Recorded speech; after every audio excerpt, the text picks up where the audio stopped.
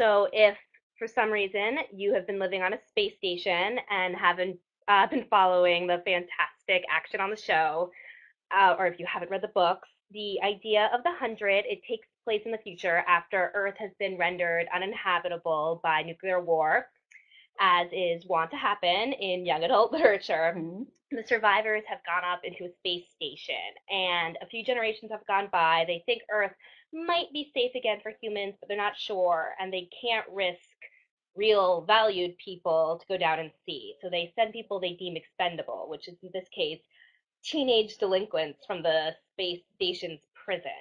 So 100 kids with dark secrets are sent down to Earth.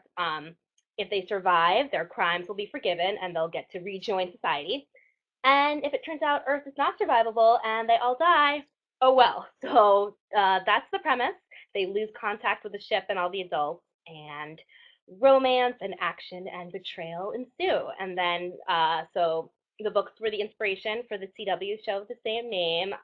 So the books are told through multiple POVs, and there is one POV character, Glass, who in the book stays behind on the ship, which is a fun way to sort of see what happens after the 100 depart. And that didn't make it into the show for obvious reasons. They already had a lot going on the ship with all the adult characters, and it makes total sense in terms of TV storytelling. But it would have been great to see her and her love interest Luke on screen. So that's something I missed a little bit. Ooh.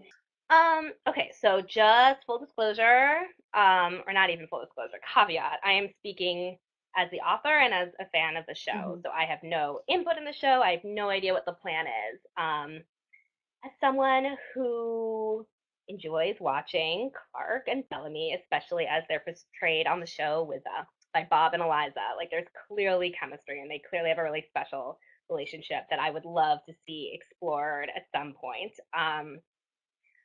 But I just love what they're doing with the Clark and Lexa storyline. I think it's really bold storytelling. I think it's incredible characterization. And even though it's not necessarily something I envisioned when I was writing them in the books, it's exciting and sort of a privilege to see your characters reinterpreted by other people and sent on adventures you hadn't necessarily conceived of. So I know I'm probably causing a little bit of drama by saying I'm really enjoying it, but I am, and there's definitely a part of me that hopes we get to see some steamy Balark scenes in the future. But um, I won't be heartbroken if it doesn't happen this season. I think it's really smart to do a slow burn, something that TV sort of has the opportunity to do because of the episodic nature, and I think it'll be all the more explosive and satisfying when and if it does